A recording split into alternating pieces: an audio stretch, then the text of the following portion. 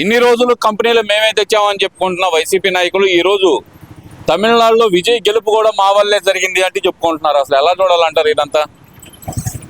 పిచ్చి కళా కష్టం చేయాలనుకోవాలి అంతేగాని అసలు ఎక్కడ ఏది జరిగినా మేమని చెప్పేవాళ్ళు. కానీ ఇక్కడ 11 సీట్లు లేవు. ఇక్కడ వచ్చి మాటలు సరిగ్గా ఎవరు అసలు ఎంత అయినది ఏంటంటే అవన్నీ వాళ్ళకి మైండ్ చేంజ్ అయ్యి చెప్పుకుంటున్నారు. ఏం కదా జాబ్ నిజం వాస్తవం అయితే ఇక్కడ 11 మనకి ఎందుకు వచ్చా? ఇక్కడ మా తీరేది ఇక్కడ మార్చుకున్నారా?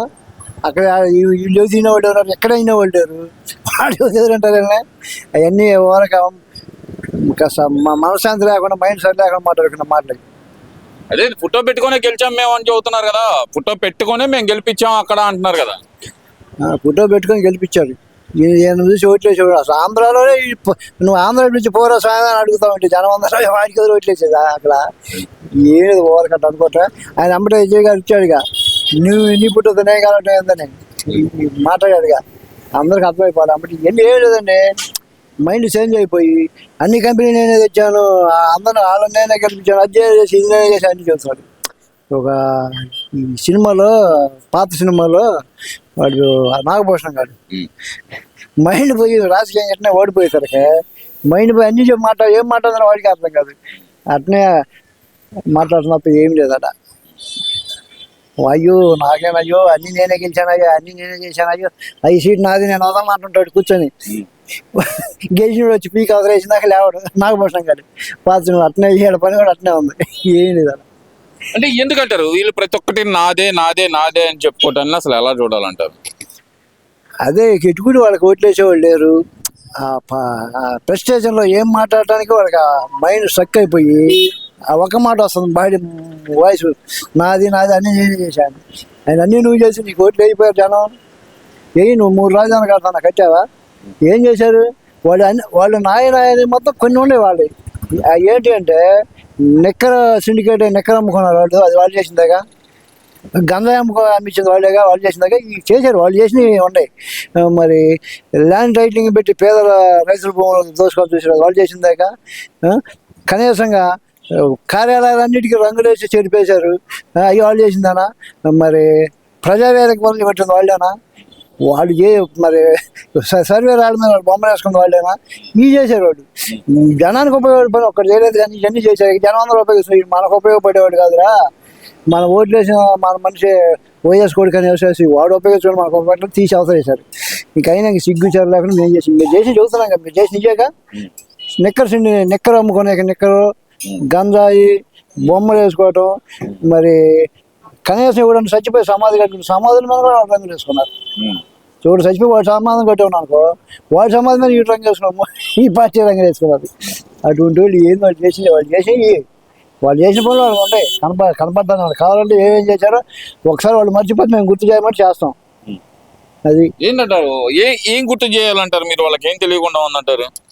అదే వాళ్ళు చేసినవి మర్చిపోతున్నారు. గంజాయం ఇచ్చింది, రంగులు వేపించుకొని మార్పించుకుంది, ప్రజావేదిక గోల కొట్టింది, రాజధాని చెట్లు మొలిపించింది, మరి అన్నా క్యాంటీన్లు తీసేసింది, మరి ఇసుక లేకుండా పేదవాళ్ళకి చేసి పనులు లేకుండా చేసింది, మరి ప్రభుత్వ పథకాలు 3,000 ఇస్తామని చెప్పి 1,000 రూపాయలు 5 సంవత్సరాలకు వేయలేకపోయింది. ఇట్లా చెప్తా పోతే ఒక 4 రోజులు బట్టి వాళ్ళు చేసినవి అన్నీ చెప్పుకోకపోతే ఇవన్నీ కూడా జనానికి ఉపయోగపడే కాదు. ఇటువంటివన్నీ చేసి మేము చేసామంటారు ప్రతి ఒక్కటి. మీరు చేసి ఈ కూడా బాబు ఇవి మీరు చేసింది. అందుకని విజయ్ గెలుపులో వీళ్ళకి భాగస్వామ్యం లేదంటారు. మరి విజయ్ గెలుపులో ఏంటంటే విజయ్ కూడా ఓడిపోయేవాడే. ఈ వాళ్ళ ప్రజలు వాళ్ళకి అభిమానం సంపాదించుకున్నారు. అతను వాళ్ళ ప్రజలు అసలు వేశారు. అంతేగాని వీడు ఏదో మాట వరుసకపోయి మాట మాట్లాడాడు. వీడు మాట ఉంటాడు, రోడ్డు పోయేవాడు ఏదో పోతా పక్క బాగున్నట్టు ఏదో మాట చెప్పాడు, వెళ్ళిపోయాడు. ఈ మాట విన్నారా ఏం లేదా జనం? అసలు మేమేమని చెప్పుకుంటే అటు వీళ్ళు కొత్త మాట. మరి రోజా వెళ్ళి మరి అక్కడ సపోర్ట్ చేసింది కదా స్టాలిన్ కి. మరి ఈ రోజు విజయ్ గెలుపు మాది అని ఎలా చెప్పుకుంటున్నారు వీళ్ళు? రోజా వెళ్ళి సపోర్ట్ చేస్తే మరి అంటే అందుకే చెప్పుకుంటున్నారు అంటారు. అందుకే చెప్తున్నారు. అంటే రోజా ఎక్కడ సపోర్ట్ చేసినా ఎక్కడ అడుగు పెట్టినా కూడా నాశనం తగలబడిపోవటం మంచి ఏముండదు. ఏం బాబా అంత మాట అంటారు? మరి ఏమన్నా పాపం చంద్రబాబు గారి టైంలో ఒకసారి పోయిందా? చంద్రబాబు గారికి అడిగిపోతే ఆయన పాపం మైనింగ్ అటాక్ జరిగి పాతకాలు కూడా ఎత్తురేసి పడ్డాడు చంద్రబాబు గారి కారు. మరి ఆయన అయిపోయిన తర్వాత మన వైఎస్ అడిగిపోతే వైఎస్ గాలిలోనే ముక్కలు అయిపోయాడా? రోజా పార్లమెంట్ కాడ ఎక్కడ సరికంగా వచ్చింది, ఇక్కడ వచ్చేసరికనేమో జగన్ కాడికి వస్తే జగన్ ఏమో అన్ని సీట్లు తెచ్చుకున్నాడు కూడా అసలు పనికి రాకుండా పోయాడు. అసలు కామెడీ గాడు అయిపోయాడు చివరికి. ఏంది ఆడ పెట్టిన అంతే. వాడికి ఆడిపోతే తమిళనాడు వాడు ఎప్పటి నుంచో స్టాండ్ ఆడుకున్నాడు, పతనం అయిపోయాడు, అసలు కనపడకుండా పోయాడా. ముందు ఆ దరిద్రం లేని మన ఆంధ్రాకి రాకుండా చూస్తే ముందు ఆంధ్ర బాగుపడింది. అసలు అసలు మన ఆంధ్ర సర్వే చేయాలి. ఆమెనే మరి జగన్నే, ఇంకొక ఆమె ఉంది రజని, విడదరజని, వీళ్ళందరూ కూడా వాళ్ళు ఏం మాట్లాడుతున్నారో వాళ్ళకే తెలియదు. కాపులు సీఎం కావాలని అనుకుంటున్నారు అని చెప్పి అంబటి రాంబాబు గారు చెప్తున్నారు. కాపులు సీఎం కావాలంటే వాళ్ళ స్టామినా వాళ్ళకు ఉంది, అవ్వాలంటే వాళ్ళ ప్రయత్నం వాళ్ళు చేసుకుంటారు. అవి వాళ్ళ సోర్స్ వాళ్ళకు ఉంది. అంటే అంబటి రాంబాబు చెప్తే ఎవరు వినేవాళ్ళు లేరు. కాపులు వాళ్ళ స్టైల్లో వాళ్ళకు ఉంది, వాళ్ళ పద్ధతి వాళ్ళకు ఉండే, వాళ్ళు కావాలంటే వాళ్ళ పద్ధతి వాళ్ళు చేసుకుంటారు వాళ్ళు. అంటే అంబటి రాంబాబు గారికి ఆశ ఉందంటారా వైఎస్ఆర్సీపీ తరఫున సీఎం అభ్యర్థిగా? అసలు వైఎస్ కాదు, అంబటికి అసలు ఓటేసేవాడు ఉన్నారు. సరవా కులం అంటే వాళ్ళ అవసరాన్ని బట్టి కులాన్ని రెచ్చగొట్టుకోవటం, మా ప్రాంతాలను రెచ్చగొట్టడం, మతాన్ని రెచ్చగొట్టడం, ఇవన్నీ మనం చూసాంగా. దేవుడి విగ్రహాలు ఎక్కడ పెట్టారా, రథాలు ఎక్కడ పెట్టారా, గుళ్ళు చేశారా, మరి దేవుడి బొమ్మలు తలకాయలు తీసేశారా, రాములు వారి అక్కడ, మరి ఇంకోసారి చేతులకు పెట్టారు. ఏం చేసినా కూడా హిందువులు పాపం ఎంతో సహనంగా ఉన్నారు. ఇక సహనం కోల్పోయి తీసేసేసారు. హిందువులు మా వ్యతిరేకం తేలిపోయింది. అసలు వైసీపీ పార్టీ అని హిందూ వ్యతిరేక పార్టీ అని తేలిపోయింది. హిందువులు ఎవరు ఓటేయడానికి లేదు అన్నారు. ఇక్కడ ఎవరన్నా క్రిస్టియన్స్ ఎలాంటి వాళ్ళు ఓటేయడానికి వాళ్ళకి చేసింది ఏం లేదు. అందుకని చెప్పి ఆంధ్రాలో ఇచ్చివేశారు.